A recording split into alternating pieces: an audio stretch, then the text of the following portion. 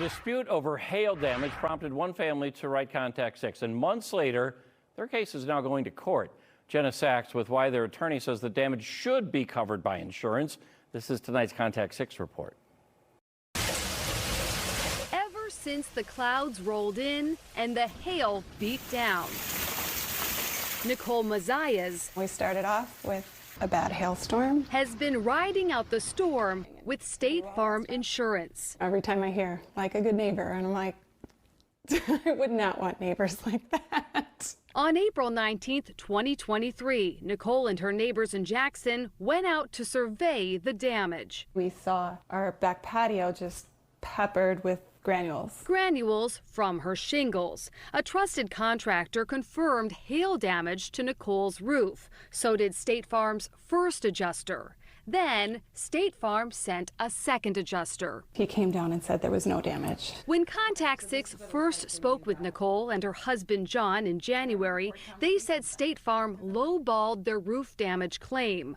One company gave the family a $31,000 quote for repairs. State Farm's estimate? $700 in damages. At the time, State Farm told Contact 6 it seeks to provide our customers all benefits to which they are entitled within the terms of the insurance policy. They just dug their heels in and said no. After our story aired, Nicole heard from people having similar experiences. One of them had a lawyer. Short phone call with him, and he said, you definitely have a case. Since 2020, I have sued State Farm on residential roof claims over 50 times. Ryan Graff is a former insurance defense lawyer. One of my primary biggest clients was, you guessed it, State Farm. He left that job to represent policyholders. There is this macro trend in insurance. They're covering less.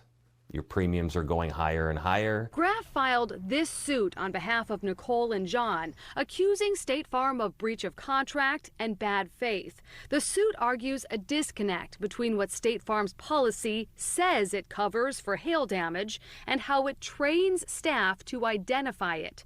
State Farm is wrongfully and improperly using a standard definition of hail damage to asphalt shingles that is not found anywhere in the policy. And we are not going to recognize pure granular loss as hail damage covered by the policy. Graff says it's an argument that's won him cases before. Some carriers do it infrequently.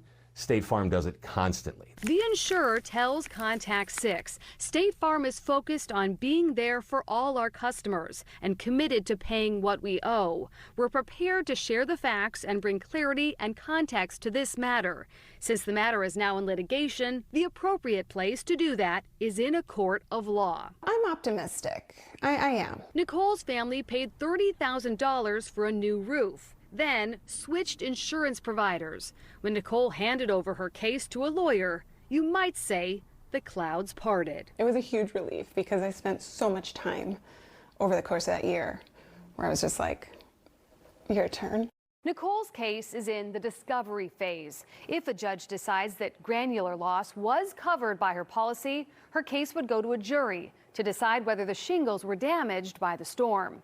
I'm Jenna Sachs, Contact 6.